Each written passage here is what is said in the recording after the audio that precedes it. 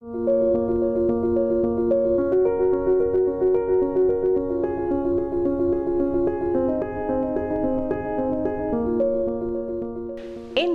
has long recognized the challenges posed by proliferation of weapons of mass destruction and their means of delivery to the security of India and other UN member states. India has an impeccable record in non-proliferation of sensitive goods and technologies in accordance with its national and international obligations. Export controls are laws and regulations that aim at exercising control over export of sensitive goods and technologies, which are identified due to their dual-use character, that are used for both military as well as civilian application. Significant importance is laid internationally on the 4 multilateral export control regimes, which have contributed to harmonizing export control and contributing to the goals of non-proliferation. India, though not a member of NSG, is full-scope adherent to its guidelines. We have instituted efficient and effective export controls with a view to ensure that India will not become a source of proliferation. Our export control parameters and practices are in complete consonance with international practices and parameters, and our control list is completely aligned with international control lists. The engagement with export control regime mean greater compliance and self-regulation mechanism for the industry, which covers prevention, detection and penalization of unauthorized exports. This is coordinated through an inter-ministerial working group that meets periodically to review the cases for export of dual use and sensitive items. Under India's foreign trade policy, a list of items whose export is to be controlled is maintained. It is called the List of Special Chemicals, Organisms, Materials, Equipments and Technologies, or simply the SCOMET list. Any exporter in the country who wants to export any item which is under the SCOMET list is required to make an application for that, for which a license is issued. And that applications are considered by an interministerial working group which is constituted in the DGFT and which comprises a representative from different ministries. The Department of Defence Production has been issuing authorizations for export of munitions list items. We have created an online portal where authorizations are being given digitally to all the exporters. Plus at the same time, we have also improved the standard operating procedure. Now we have also come up with the Open General Export License, and this also would facilitate our exporters to promote defence exports. So while we do encourage defence exports and we have cut down a lot of red tape and procedures, it's also incumbent on our exporters to ensure that they follow an internal compliance program. As industry is the first line of defense in non-proliferation of dual-use and conventional weapons, there is a greater need now for internal compliance program or the ICP. It is also all the more important for the industry as companies operating within India needs to be cognizant of their responsibilities and obligations. Industry chambers such as FICCI play a critical role in raising industry awareness, building capacity and strengthening industry compliance to India's strategic trade control policies and requirements.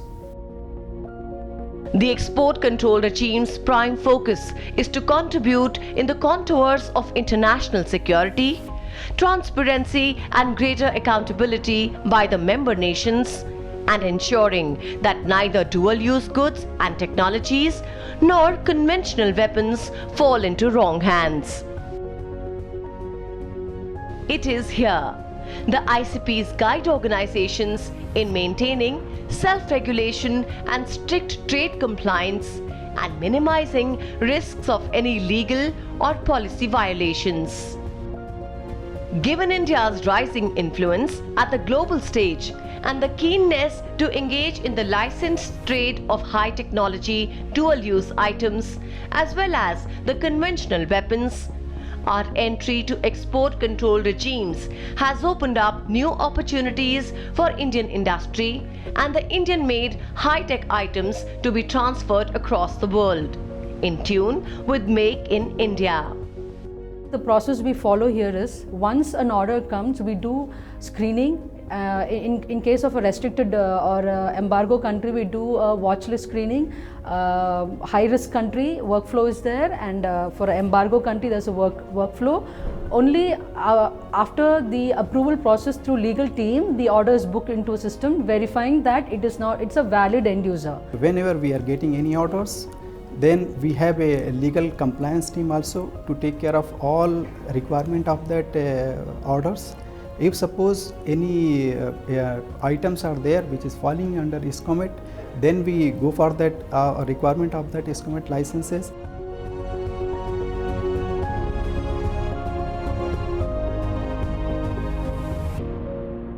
We have developed a beautiful internal system, a controlling system right from the supply chain management, and not only that, getting end user certificate. Besides that, that we also try to find out whether that particular person who's holding the end user license has got the license to produce that product in their that respective country. हमारा company MSc में है, फिर भी हमने FICCI का model लेके ICP के हिसाब से एक्सपोर्ट कंट्रोल टीम बना के हमने परचेस ऑर्डर और एडीओ चेक करके उसके हिसाब से हम लोग डिस्पैच करते हैं.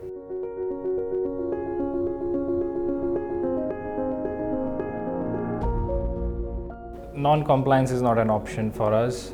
In fact, being compliant is one of our core values, and as such, GCAN have developed its own compliance framework, and most of our sites have made sure that this framework has been implemented. Internal control program at the global level has helped us in obtaining the licenses not only from India but from different authorities in the world.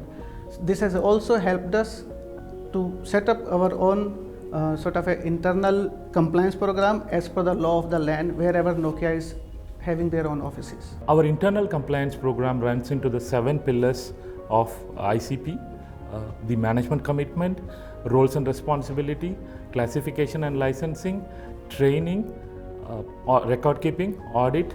These are all the 7 pillars of our ICP. Having a robust internal compliance program help us that we do business with the right people. Our products are all properly classified and properly secured and authorized for an export authorization. India's entry into various export control regimes has been a big boon for the industry, and there has been a consistent growth among the organizations that have set in place the ICPs for export control. ICPs act as a guiding light for the companies and help generate trust in the world market. We also have a lot of interaction with the industry. Last year we had many interactions, and as a result of those interactions, some of the export license categories we have simplified, and we have tried to issue those. We have tried to make those policies, and in order to expedite the issuance of licenses. FICCI raises awareness through several industry outreach activities in the forms of conferences, seminars, capacity building workshops in partnership with Government of India. Industry is our best partner to ensure that India does not become a source of proliferation of sensitive goods and technologies.